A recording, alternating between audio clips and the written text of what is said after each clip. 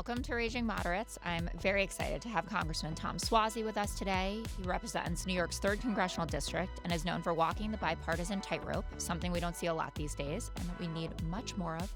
He's been vocal about finding common ground with Republicans during Trump's new administration, even suggesting that Democrats dial back some of the resistance to Trump's policies to work towards what he calls true democracy. Tom, you've made headlines recently, not just for your takes on bipartisanship, but for some controversial stances, like your vote against letting transgender athletes participate in girls' high school sports and your willingness to collaborate with Trump on border control. So let's dive right in. Thank you so much for joining us. I want to start with the basics. You're in Washington, front row seat to all of this. What has stuck out to you so far, and what do you feel is different from Trump 1.0? Trump is different in that he's got a lot more experience and he's really set himself up to hit the ground running.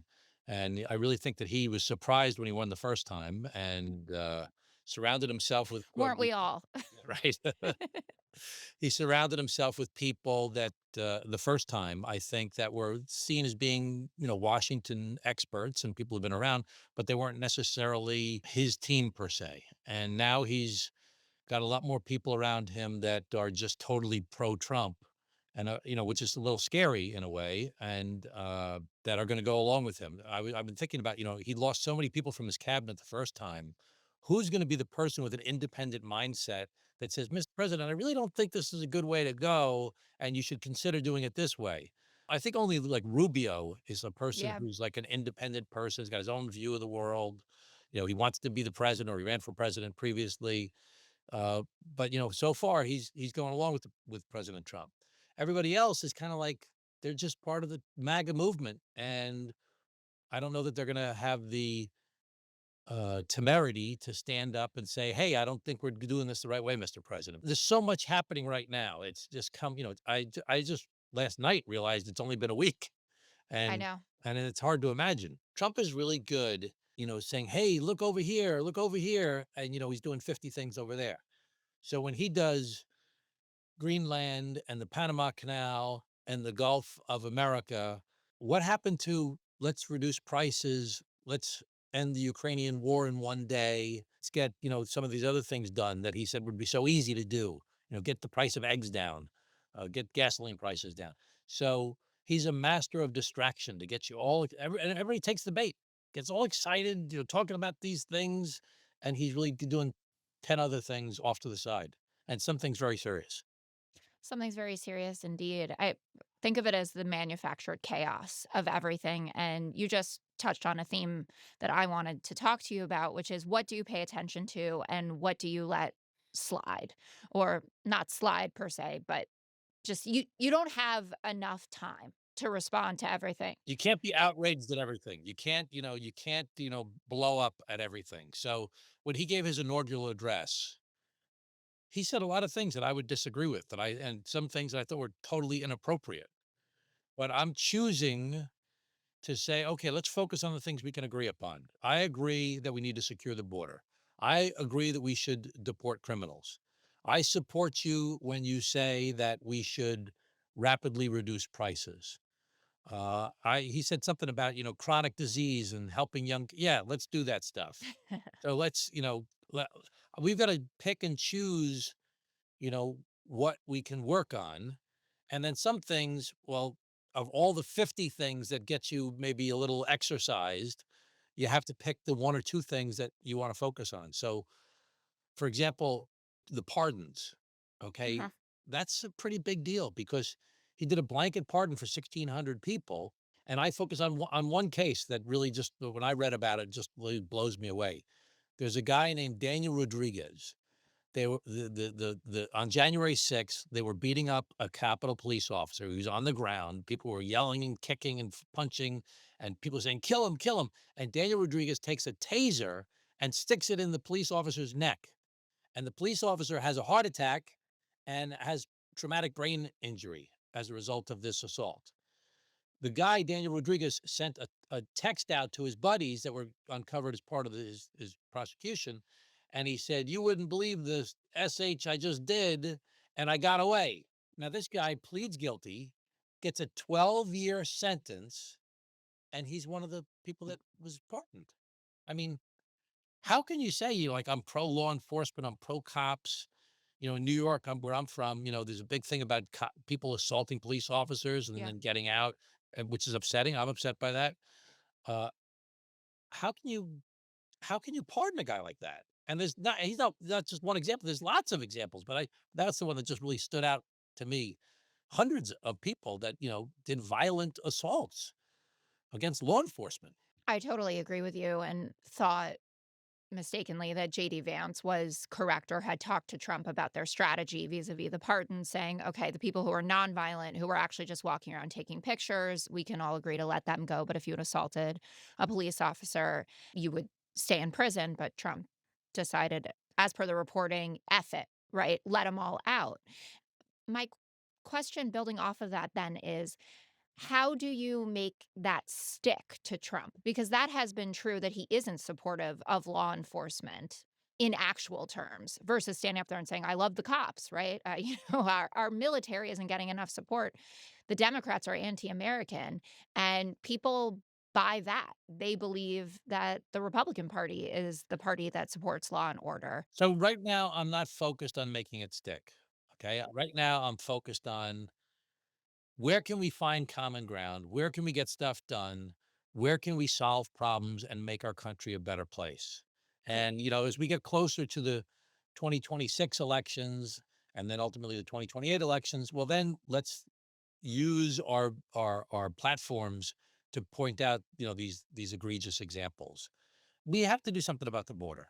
And the Democrats are behind the 8 ball in this. We've lost the plot, and we have got to. We can't say we're against deporting criminals. Okay, I mean, No, of we course have not. to deport criminals, and I can guarantee you that they're going to make mistakes as they go. I've been in government a long time. I was the mayor of my hometown for 8 years. I was the county executive of a big county for 8 years. I was in Congress for 6 years. I left to run for governor. Got my ass kicked in the Democratic primary. George Santos won my seat, so then they got rid of him. Everybody said, "Please come back, please come back." So I've been Yeah. in government a long time. So government doesn't always do things right. They make mistakes, and they're going to make a lot of mistakes when it comes to these deportations. Say we're going after criminals, and we agree, let's go after criminals. Well, what happens when you target a criminal, you go to break down the door to go get him, and he moved, and now there's an innocent family living there, and these kids are terrorized. What's gonna happen when you start taking mommy and daddy away from their kids so let's work together to try and address the issues and then save our fire for the more egregious things that we can agree on as people that wanna save our country, that we need to highlight because it's just way beyond the pale. Well, that's brings me to the Lake and Riley Act, which you supported and were very vocal of, even though you admitted that the bill is, quote, not perfect. It sends a clear message that we think criminals should be deported. So, can you talk a bit about the bill? And then also, there has been significant Democratic pushback on it because it does have provisions in it that we don't generally like. No protections for minors, for dreamers. People who have just been charged with a crime could be deported versus convicted. So, can you talk about how you arrived at being such a strong supporter of it and how you think it's going to be implemented and hopefully change the face of immigration in the country for the better? I thought because it was the first thing out of the box and it was mainly targeted towards criminals, Mhm. that we had no choice but to support it. And we had supported it. I think 30 or 40 of us had supported, Democrats had supported it last year as well. And if I was in law school and I was debating this bill when I was in law school, I would have been like, I have a problem with this and I have a problem with that. And I don't like this thing. And I would tell you everything's wrong with it. But I think that, we have to accept the fact that Americans want us to do something about this. And we have to move forward. And if there are imperfections as we see that will arise, we need to try and correct that as we go along. I mean, one thing I always like to point out is like when you pass a bill, that's not the end of the story.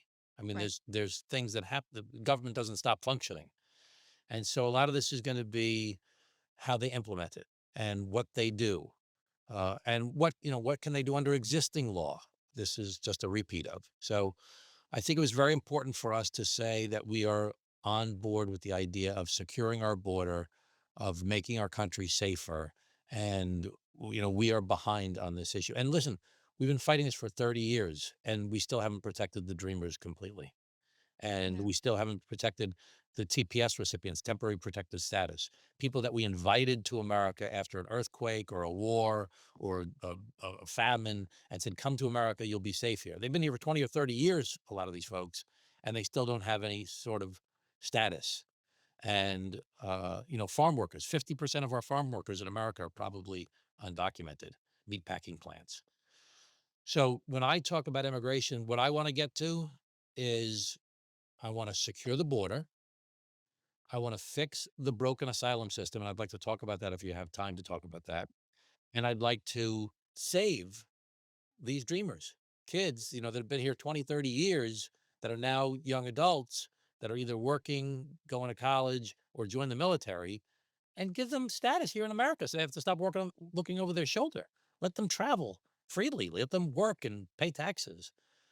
Same thing with TPS. So we have to do all three: secure the border, fix asylum, and treat people like human beings and address some of these longstanding issues. Over the weekend, Tom Homan made some news in an interview talking about how they've gotten rid of the CBP One app, and he's saying just go to the ports of entry when that was exactly what they told us they didn't want people to do. So you have tens of thousands of people who've been waiting in Mexico, some over a year for their appointments. And to my mind, they're trying to get rid of the asylum system, generally speaking. So please let us know what you think Okay, about it. so the asylum law was first passed in 1980. Now, I'm 62 years old. So in the 1980s, we loved asylum. Someone from the Soviet Union defecting to America. There was a movie with Robin Williams called Moscow on the Hudson. And it was like when someone defected from the Soviet Union, we were like, yes, asylum, come to America. We're better. They're the bad guys. We're the good guys. Come here. It's wonderful. We love asylum. People defecting from Cuba. We loved asylum. Now what's happening is cartels and coyotes and organized crime is making billions of dollars by charging people $10,000 a person to take them on this awful trek to get to our southern border, subjecting them to sexual and other physical violence, robbery, even death, human trafficking. And they say, we'll get you to the southern border. And this is what you do when you get there to claim asylum. They're gaming the system. Most of the people trying to come to America to claim asylum are coming for economic reasons.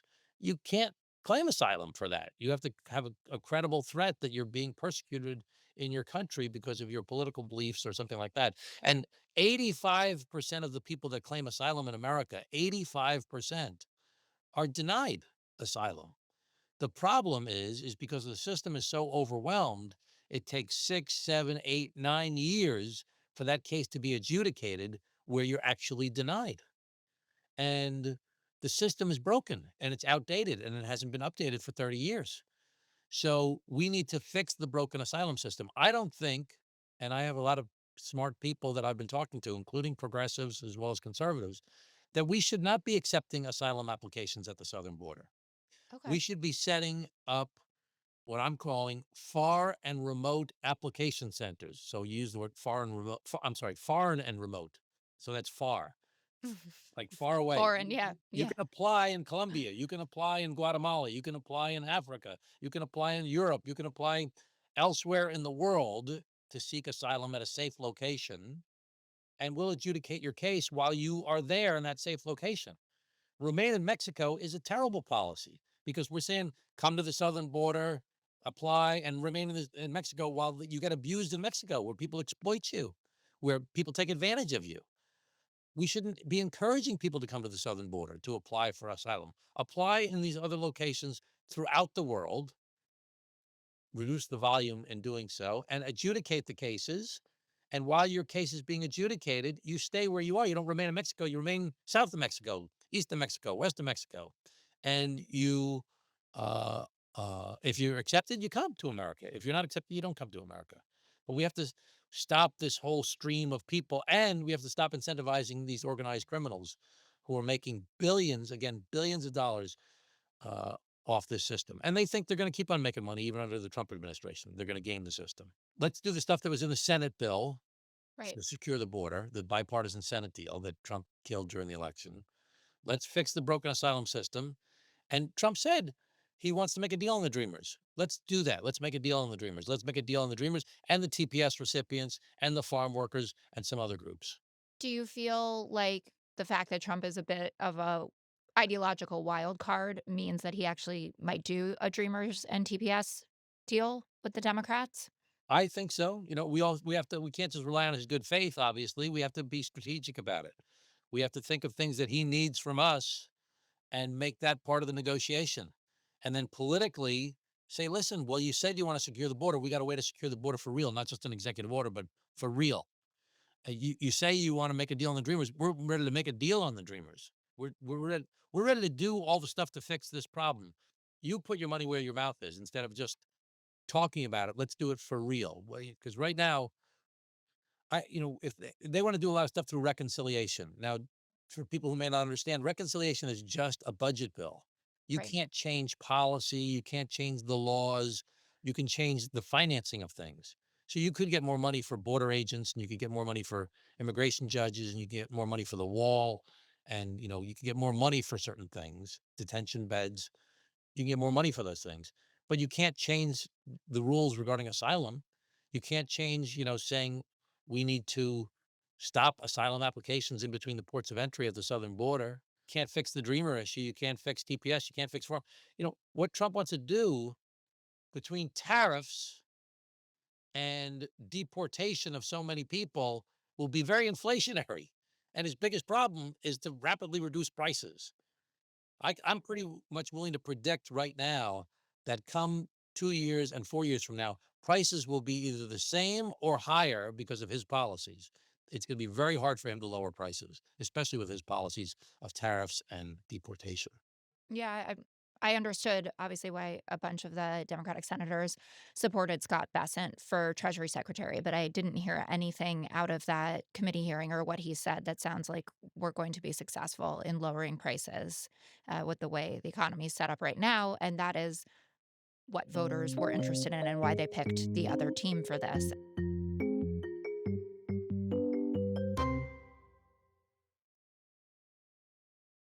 I want to shift gears a little bit to talk about where the Democrats are and this feeling and is borne out by the data that we've really lost touch with working class voters, that used to be our coalition and now we're a coalition backed by people who are more like me, college educated, liberal women, and a lot of them white. What do you think Democrats can do to build that coalition back and make sure as well that we keep in a lot of the moderate Republicans and independents, people who think like you and came over to the Democratic side for electing Joe Biden and then certainly post January 6th have stuck with us? So I think the biggest problem the Democrats face is that we've lost the working class. And that's, the reason I'm a Democrat is because I believe that for America to be successful, we have to have a strong middle class in our country. And that's not going to happen on its own in our system. Government has to play a role in helping to foster the creation of a middle class. Republicans try to say they're for the working class. Well, the minimum wage in America is 7.25 an hour in 20 states. Democrats are in favor of increasing the minimum wage. Republicans are not in favor of increasing the minimum wage. Democrats are in favor of unions and promoting the PRO Act, which is a way to encourage more union membership in America. Republicans are against the PRO Act. Democrats are in favor of giving more teeth to the National Labor Relations Board. Republicans are afraid of giving more power to the National Labor Relations Board. So first, we have to understand what happened in our country. So in the 1980s, America was terrified that the Japanese and the German car companies were crushing America's big three automakers. And we were worried they were going to take over all manufacturing in our country. And we freaked out.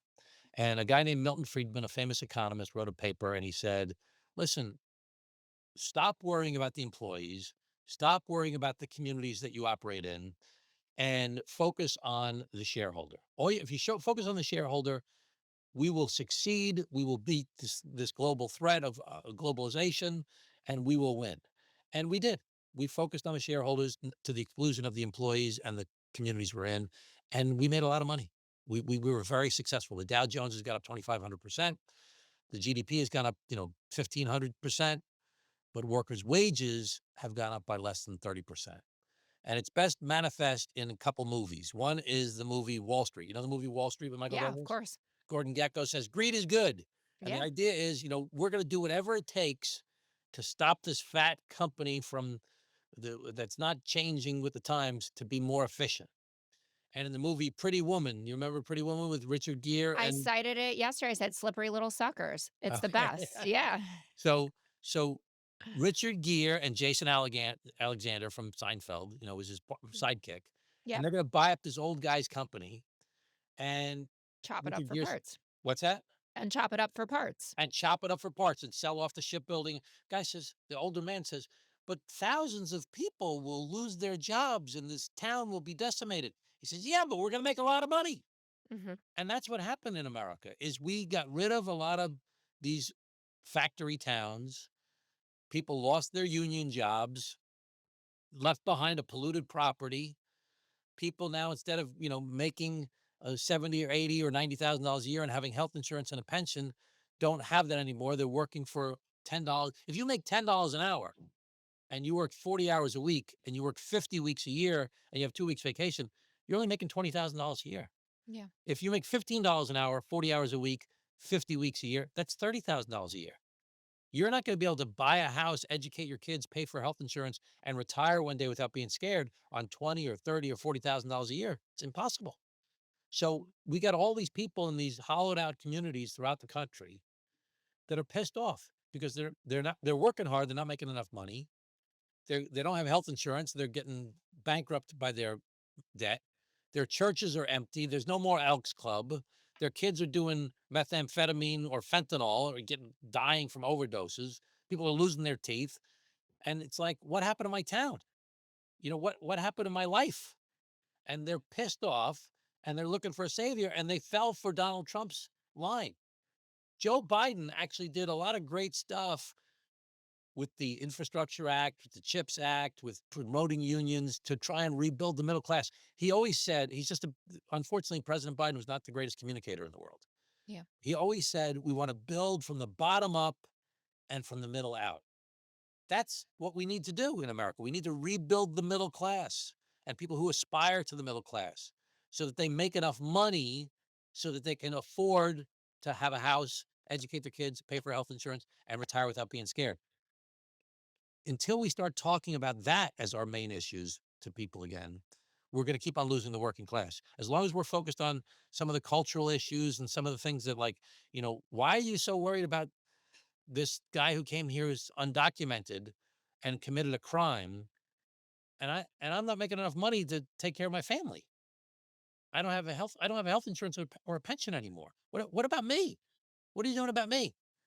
So we got to get back to the basics. One last thing.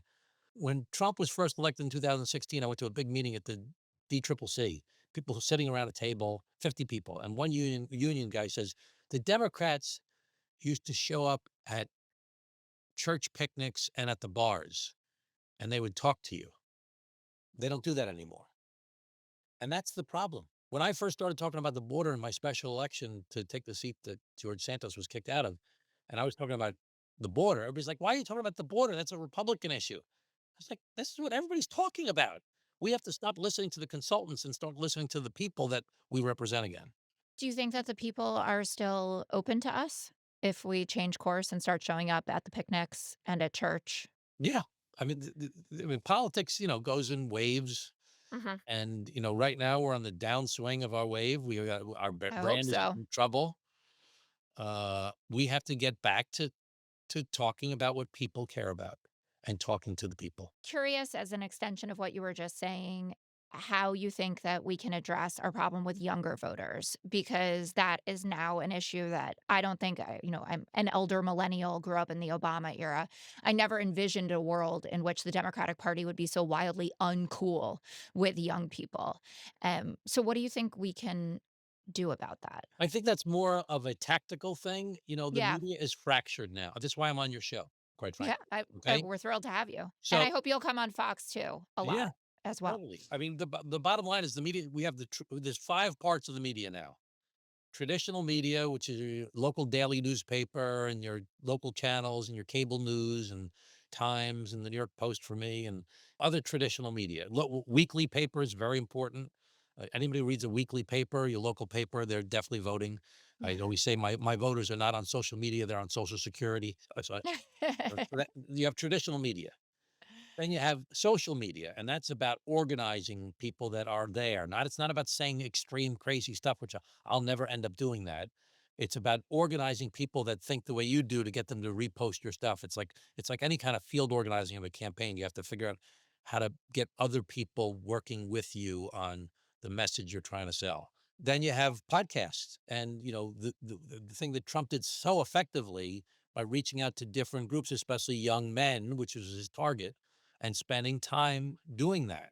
And we need to do a better job of that as Democrats. Then you have ethnic media, and then you have the national media. It takes a lot of work. First, you got to figure out, who's paying attention in your district and beyond your district to sell the message. And then you have to do the hard work of spending time in each of these different silos.